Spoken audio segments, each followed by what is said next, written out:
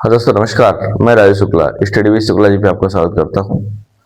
और हम जो सीरीज चला रहे हैं मौलिक अधिकार की, उसमें आज आपके स्वतंत्रता के अधिकार का चौथा अधिकार मनमानी गिरफ्तारी से छूट, इस पे आज हम बात करेंगे, इस पे हम चर्चा करेंगे। तो आप लोगों से अनुरोध है कि आप लोग मेरे चैनल को देखिए, लाइक करिए, अपने दोस्तों में शेयर करिए और सब्सक्राइब करिए। तो आइए हम इस पे बात करते हैं, मनमानी गिरफ्तारी से छूट। ये मौलिक अधिकार, हम आपको मौलिक अधिकार जो पढ़ा रहे हैं उसमें पहले हमने समानता का अधिकार पढ़ाया, समता का अधिकार, जिसमें हमने 5 अधिकार आपको बताए, 14 से 18 तक की बात करी। फिर इसके बाद स्वतंत्रता का अधिकार, उसमें हमने आपको बताया कि स्वतंत्रता का अधिकार जो है वो अनुच्छेद 19 से 22 के बीच में है, अनुच्छेद 19 से 22 के बीच में। तो ये आज फिर मैं रिमाइंड करवा दे रहा हूँ कि आगे बहुत सारे एग्जाम है पुलिस की, जहाँ पे इस तरह के भी प्रश्न आते हैं कि भाई ये स्वतंत्रता का अधिकार अनुच्छेद 19 से 22 के बीच में है, तो कितने अनुच्छेदों के बीच में? तो 19, 20, 21, 22 अर्थात 4 अनुच्छेदों में स्वतंत्रता के अधिकार का वर्णन किया गया है। मौलिक अधिकार संविधान के भाग 3 में ये बातें हैं। तो हम 19, 20 और 21 को पढ़ा चुके हैं, आप लोगों को बता चुके हैं। उम्मीद है कि आप लोगों ने देख लिया होगा, जो लोग बाद में जुड़ रहे हैं। और थोड़ा फिर से मैंने प्लेलिस्ट भी बना रखी है अपने चैनल पर, प्लेलिस्ट में जाएं और उसमें मैंने पढ़ाया बिल्कुल वहां से 1773 के एक्ट से पढ़ाया है। वहां से जो लोग टीजीटी पीजी का एग्जाम देना चाहते हैं वो लोग भी देखें, उन लोगों के लिए बड़ी उपयोगी बातें हैं। थोड़ा आप लोग ध्यान से देखिए, अपने दोस्तों में शेयर करिए और चैनल को थोड़ा भाई ग्रो करवाइए। तो अनुच्छेद 22 आज हम आपको यहाँ पढ़ाएंगे। मौलिक अधिकार की भी अलग से प्लेलिस्ट बनी है, वहीं पे ये सारी बातें आपको वहां भी मिलेंगी, बढ़िया से बिल्कुल सिस्टमेटिक वे में मिलेंगी। तो अनुच्छेद 22 मनमानी गिरफ्तारी से छूट। मनमानी गिरफ्तारी से छूट ये आपका मौलिक, इसमें यदि किसी व्यक्ति को गिरफ्तार किया जाता है तो उसे किसी व्यक्ति को यदि गिरफ्तार किया जाता है तो उसके सामान्य अपराध में अगर गिरफ्तार कर लिया गया तो उसे 4 प्रकार की स्वतंत्रताएं, यहाँ पे 4 प्रकार की सुविधाएं मिलेंगी। जैसे पहली सुविधा यह है कि गिरफ्तारी के कारण को उसे तुरंत बताना होगा। गिरफ्तार व्यक्ति को गिरफ्तारी का कारण, गिरफ्तारी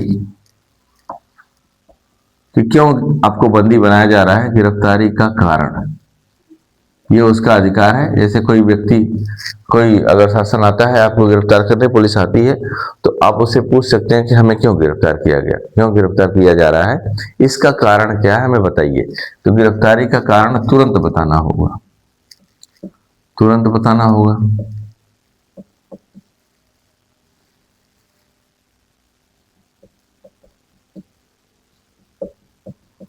दूसरा, 24 घंटे के अंदर। देखिए यहां से प्रश्न बनते हैं, ये सारी बातें बड़ी इंपॉर्टेंट है इसलिए हम यहाँ पे लिख दे रहे हैं। 24 घंटे के अंदर निकटतम मजिस्ट्रेट के पास, निकटतम न्यायालय में, कहीं पे लिखा है निकटतम न्यायालय या निकटतम न्यायालय, लिख सकते, निकटतम न्यायालय में मजिस्ट्रेट के पास ले जाना होगा। निकटतम न्यायालय में बंदी व्यक्ति को में पहुंचाना होगा। निकटतम न्यायालय में, निकटतम मजिस्ट्रेट के सामने व्यक्ति को पहुंचाना होगा। ये वैसे बंदी प्रत्यक्षीकरण है, आपको आगे हम बताएंगे अनुच्छेद 32 के तहत। 24 घंटे के अंदर निकटतम न्यायालय में पहुंचाना होगा, लेकिन यात्रा का समय, यहाँ पे लिखा हुआ है यात्रा का समय नहीं इसमें लिया जाए, यात्रा का समय नहीं शामिल होगा। तो अब ये देखिए होता क्या है कि यात्रा दिखा करके कभी कभी प्रशासन अगर चाहता है तो निरुद्ध व्यक्ति को उसी में बहुत प्रताड़ित करता है। खैर, 24 घंटे के अंदर निकटतम न्यायालय में निकटतम मजिस्ट्रेट के सम्मुख प्रस्तुत करना होगा। अगर न्यायालय जो मजिस्ट्रेट होगा, अगर वह गिरफ्तारी का कारण उचित पाता है तभी उसे आगे के लिए निरुद्ध किया जाएगा, अदरवाइज उसे छोड़ दिया जाएगा, जमानत उसे मिल जाएगी। जमानत क्या, छोड़ ही दिया जाएगा नॉर्मल। तो ऐसा व्यक्ति, तो पहली बात हो गई कि व्यक्ति गिरफ्तार हो रहा है तो उसे इसी अनुच्छेद 22 के तहत पहला गिरफ्तारी का कारण बताना होगा। दूसरा, 24 घंटे के अंदर निकटतम न्यायालय में मजिस्ट्रेट के सामने प्रस्तुत करना होगा। यदि न्यायाधीश उचित कारण पाता है तभी उसे आगे के लिए निरुद्ध किया जाएगा, अदरवाइज उसे छोड़ दिया जाएगा। 2 बातें हो गई, नोट जरा कर लीजिएगा ध्यानपूर्वक।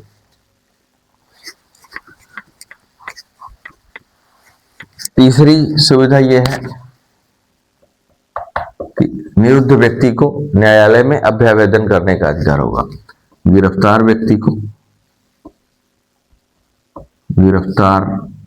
को न्यायालय में अभ्यावेदन करने का अधिकार होगा। भाई आपने गिरफ्तार कर लिया और कोर्ट ने भी नहीं छोड़ा तो वो न्यायालय में जाएगा, अभ्यावेदन करने का अधिकार होगा। अब जो चौथी बात मैं बताने जा रहा हूँ वो अपने आप दिमाग में आ जाएगी कि न्यायालय में अभ्यावेदन करेगा, यदि व्यक्ति वकील नहीं है तो उसे क्या होगा, अपने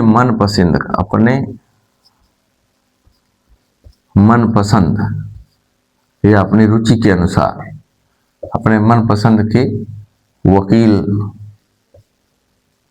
को रखने का अधिकार है, जो उसका मुकदमा लड़ सके, रखने का अधिकार।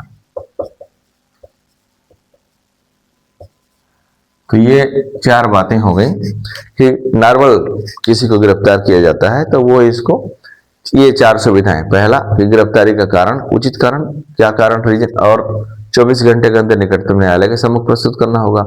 व्यक्ति को न्यायालय में अभ्यावेदन करने का अधिकार है और साथ ही साथ अपने मनपसंद वकील रखने का भी अधिकार है। अब वो अपने मनपसंद के वकील से सलाह ले सकता है, मुकदमा लड़ सकता है। अब ये चार सुविधाएं उसे मिलेंगी, लेकिन ये चार सुविधाएं कि अब ये होता है ना किसको नहीं मिले, अब ये भी प्रश्न है कि ये उपरोक्त चार सुविधाएं किनको नहीं मिलेंगी, तो वहां भी दो बातें की गई हैं। पहला, यदि गिरफ्तार व्यक्ति शत्रु देश का है, शत्रु देश के व्यक्ति को ये सुविधाएं नहीं मिलेंगी। दूसरा, निवारक निरोध के अधीन व्यक्ति को, निवारक निरोध विधि के अधीन व्यक्ति को ये सुविधाएं नहीं मिलेंगी, कोई ये सुविधाएं नहीं मिलेंगी। थोड़ा आप लोग मुझे ध्यान से सुन लिया करिए, अब सारी बातें हम यहाँ लिखेंगे तो टाइम ज्यादा होगा, लेकिन अगर आप ध्यान से सुन लेंगे तो उसका आप नोट्स बना लेंगे। आपसे हम शुरू से कहते चले आ रहे हैं अपने इंट्रोडक्टरी वीडियो से लेकर आज तक कि भाई नोट्स बनाइए, नोट्स बनाएंगे तभी जो है लाभ मिलेगा। जिसने मेहनत करी वही सफलता पाए, प्रिंटेड मटेरियल रखे रह जाते हैं, ये मैं अपने अनुभव से कह रहा हूँ। तो अब शत्रु देश का व्यक्ति यहाँ तो क्लियर है, इसको कोई दिक्कत नहीं है कि भाई ठीक है दुश्मन देश का व्यक्ति है तो उसे ना मिले, कोई बात नहीं। लेकिन अब निवारक निरोध विधि क्या है, यह अब आपके मन में प्रश्न उठ रहा होगा कि भाई निवारक निरोध विधि क्या है। तो निवारक निरोध विधि पे आते हैं, इसे समझते हैं कि भाई निवारक निरोध विधि क्या है। निवारक निरोध विधि नाम से ही क्लियर है। जैसे कुछ बीमारियां ऐसी होती हैं जो असाध्य हैं, जिनके लिए लोग कहते हैं बचाव ही एक उपाय है, prevention is the only cure. इसी फंडा पर यह काम करता है, prevention is the only cure. यह है एक फंडा, निवारक बचाव एक उपाय है, क्योंकि ऐसा बचाव किया जाए कि रोग ही ना हो। अब इसे समझ लीजिए, आप इसे दिमाग में रखेंगे तो निवारक निरोध विधि अच्छे से समझ में आ जाएगी। Prevention is the only cure, ध्यान दीजिएगा इन बातों को। इसमें है कि कोई व्यक्ति भविष्य में अपराध कर सकता है, लोक व्यवस्था, देश की एकता अखंडता को उससे खतरा उत्पन्न हो सकता है। इस आशंका मात्र से व्यक्ति को बंदी बनाना निवारक निरोध विधि है। क्या कहा मैंने, कोई व्यक्ति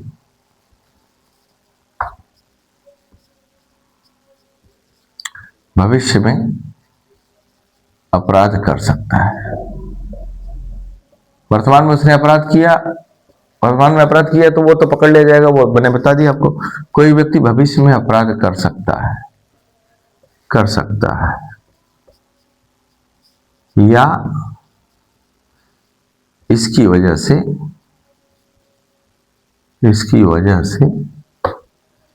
देश की एकता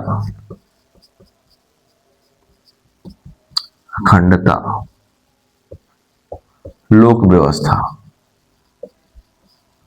को खतरा हो सकता है, या दंगा। जैसे एक मान सकते हैं कि भाई कोई व्यक्ति है, ऐसा व्यक्ति है जिसके भाषण से, जिसके किसी ऐसे क्रियाविधि से कुछ व्यवस्था बिगड़ जाए, जो शासन व्यवस्था ठीक ठाक से चल रही है, तो लोक व्यवस्था का खतरा हो, देश की एकता अखंडता का खतरा हो, तो इस आशंका, ऐसी आशंका हो सिर्फ, तो उस आधार पे उस व्यक्ति को गिरफ्तार कर लिया जाएगा। अब व्यक्ति को जब गिरफ्तार कर लिया गया तो उसे, हमने पहले ही बता दिया आपको, ये 4 सुविधाएं नहीं मिलेंगी। अर्थात हम ये कह सकते हैं कि निवारक निरोध में व्यक्ति को बंदी इसलिए नहीं बनाया जाता कि उसने अपराध किया है, बल्कि इसलिए बनाया जा सकता है, इसलिए बनाया जाता है कि वह भविष्य में अपराध कर सकता है। इस विधि के अंदर बंदी बनाए गए व्यक्ति को अब ये 4 सुविधाएं नहीं मिलेंगी। वो 4 सुविधाएं फिर से क्या क्या है कि उस व्यक्ति को कारण नहीं बताया जाएगा क्यों आप पर यह लगाया गया, 24 घंटे के अंदर निकटतम न्यायालय के सम्मुख प्रस्तुत नहीं किया जाएगा, साथ ही अपने मनपसंद के वकील रखने का अधिकार नहीं होगा, न ही न्यायालय में अभ्यावेदन करने का अधिकार होगा। अगर निवारक निरोध विधि के अंतर्गत किसी व्यक्ति को गिरफ्तार किया गया तो उसे ये 4 सुविधाएं नहीं मिलेंगी। लेकिन यदि, अब इसके बाद क्या होगा, उस व्यक्ति को हाईकोर्ट के न्यायाधीश या उसके समक्ष किसी व्यक्ति के अधीन एक सलाहकार बोर्ड बनेगा। वह बोर्ड अगर यह सलाह दे कि नहीं, पहले तो 3 महीने उसको बंदी बना, अगर वह बोर्ड यह सलाह दे, 3 महीने नॉर्मल बंदी बना दिया जाता है इसमें, और वह सलाहकार बोर्ड जो बनेगा, सलाहकार बोर्ड बनाने के लिए कोई या तो हाई कोर्ट का न्यायाधीश हो या उसके जैसा ही कोई व्यक्ति हो। अगर वो हाई कोर्ट का न्यायाधीश ये कह दे कि नहीं, इस व्यक्ति के अध्यक्षता में इन पर जो है सलाहकार बोर्ड गठित किया जाए, तो ये वह सलाहकार बोर्ड अगर उसे कह दे कि नहीं 3 महीने के बाद, अगर वो कह दे कि नहीं ये आपने जो निवारक निरोध लगाया है ये गलत है, तब तो उस व्यक्ति को जो है छूट मिल जाएगी, वो व्यक्ति छूट जाएगा। लेकिन अगर 3 महीने से अधिक उसे गिरफ्तार किया जाए, 3 महीने से अधिक अगर कारावासित किया जाता है, तो उस व्यक्ति को अब ये सारी सुविधाएं मिलेंगी। 3 महीने के बाद उसे उसे कारण बताया जाएगा कि क्यों आपको गिरफ्तार किया गया है। उस व्यक्ति को न्यायालय में अभ्यावेदन करने का भी अधिकार होगा। व्यक्ति अपने मनपसंद के वकील से परामर्श ले सकता है, सारी बातें। अब क्या है, तो अब देखिए, सोचिए, ये जो आया, जब ये पहला जो निवारक निरोध विधि आया 1950 में, 1950 में जब सरकार ने ऐसा रूल बनाया, तो ए.के. गोपालन बनाम मद्रास संघ में, बनाम मद्रास राज्य के, ये बनाम मद्रास में यह मामला उठा, सुप्रीम कोर्ट में आया। सुप्रीम कोर्ट ने कहा कि यार इस तरह की जो विधि है लोकतांत्रिक देश में, ये संविधान में इस तरह के कानून का कोई प्रावधान नहीं है। यदि सुप्रीम कोर्ट ने यह कहा कि इस तरह के कानून का कोई प्रावधान नहीं है, लेकिन उसने यह कहा कि यह ध्यान रखना होगा कि सरकार इसका दुरुपयोग न करने पाए, यह ध्यान रखना होगा कि सरकार इसका दुरुपयोग न करने पाए। लेकिन अक्सर ऐसे कानूनों का दुरुपयोग खूब होता है, क्योंकि देश में, हमारे लोकतांत्रिक देश में राजनीतिक पार्टियां हैं, वो अपने स्वार्थ में कभी कुछ गड़बड़ करती हैं, किसी को पकड़ लिया, किसी विपक्षी नेता को पकड़ लिया, इसका दुरुपयोग होता ही होता है, इसमें कोई दो राय नहीं है। लेकिन न्यायपालिका है, उन्हें बचाती है। तो ये सोचिए, एक तरह से क्या है, यह जो है जैसे रोलट एक्ट था, आपका इतिहास में आप लोग पढ़ेंगे कि रोलट एक्ट था, काला कानून, उसी तरह का यह एक कानून है। अर्थात निवारक निरोध विधि स्वतंत्रता के मौलिक अधिकार का अतिक्रमण करता है। तो ये बातें हो गई, एक गोपालन 92, ये सारी बातें सुप्रीम कोर्ट ने कही। लेकिन अब क्या है, अब कुछ ये मुझे लगता है आप लोगों को निवारक निरोध विधि समझ में आ गई होगी। मुझे थोड़ा ध्यान से सुनिएगा, ध्यान से सुनेंगे समझ में आ जाएगा कि इसमें व्यक्ति को सिर्फ आशंका मात्र से कि भविष्य में वह अपराध करेगा, इसीलिए गिरफ्तार किया जाता है। और अगर 3 महीने से ज्यादा उसको कारावासित किया गया, तब जाके वो सारी सुविधाएं जो हमने वहां बताई हैं, वो सारी सुविधाएं इनको मिलेंगी। कुछ निवारक निरोध विधि नोट कर लीजिए जरा, कि पहली निवारक निरोध अधिनियम 1950, निवारक निरोध अधिनियम, ये भी प्रश्न होता है कि भाई अधिनियम 1950, समय समय पे ऐसे नियम बनते रहे 1950, जिसको फिर एक आंतरिक सुरक्षा अधिनियम मीसा बना, आंतरिक सुरक्षा अधिनियम, मीसा जिसे कहते हैं। मीसा होता है maintenance of internal security act, 1971 में बना था ये, 1971 में। Maintenance of internal security act, Misa बड़ा इंपॉर्टेंट। देखिए लालू यादव एक नेता है, उनकी बेटी का नाम मीसा इसीलिए रख दिया गया जब उनको निरुद्ध किया गया था, आपातकाल इत्यादि जो बाद में लगाया गया इस तरह की। रासुका आप लोग सुनते होंगे, राष्ट्रीय सुरक्षा कानून, एनएसए इसे कहते हैं, रासुका एनएसए। अक्सर लोग कहते हैं एनएसए लग गया।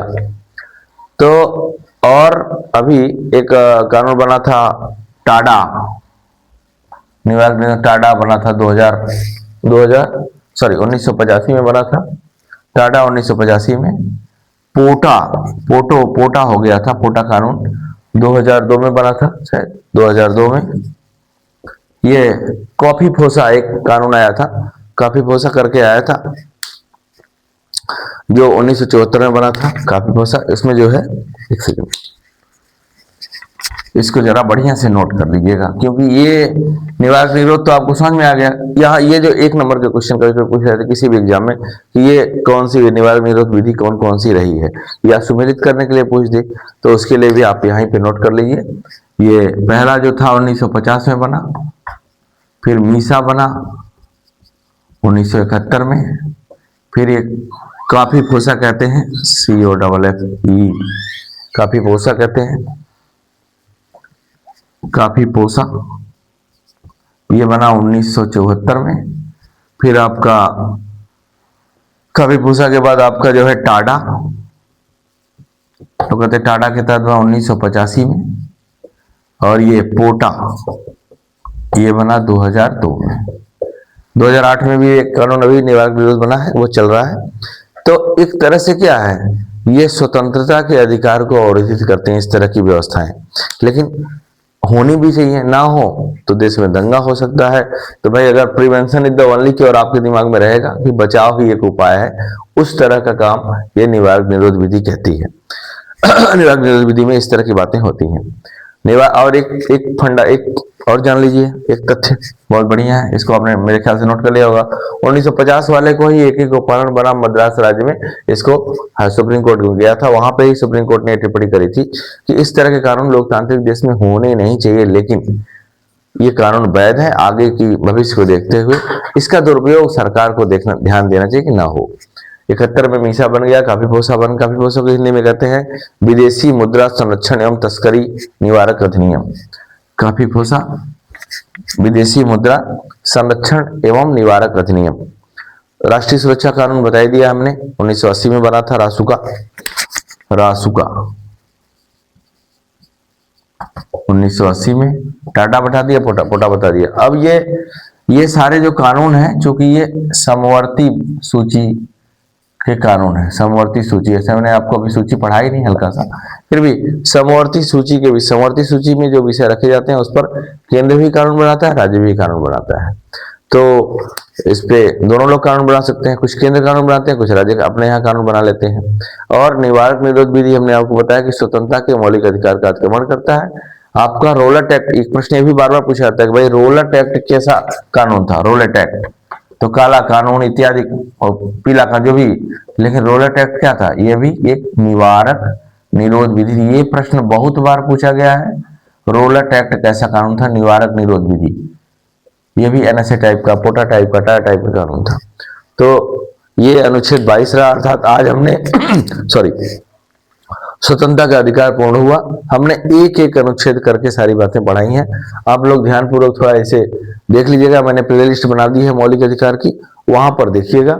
और आपको समानता का अधिकार, स्वतंत्रता का अधिकार, ये आज पूर्ण हुआ। पूरी चीज देखेंगे, यहां से इससे बाहर क्वेश्चन आने नहीं है, ये जान लीजिए, बिल्कुल ये गारंटी समझिए कि इससे बाहर क्वेश्चन नहीं आने। अगर आप ध्यान से पढ़ेंगे और नोट्स बनाएंगे तो सफलता श्योर है, इसमें कोई दो राय नहीं। आगे आने वाली परीक्षाओं के लिए बहुत बहुत शुभकामनाएं। आप इसे पढ़िए और इन्हें आप लोग स्वस्थ रहें, मस्त रहें। मेरा उत्साहवर्धन जरा लाइक और शेयर के माध्यम से करते रहें। बहुत बहुत धन्यवाद, थैंक यू।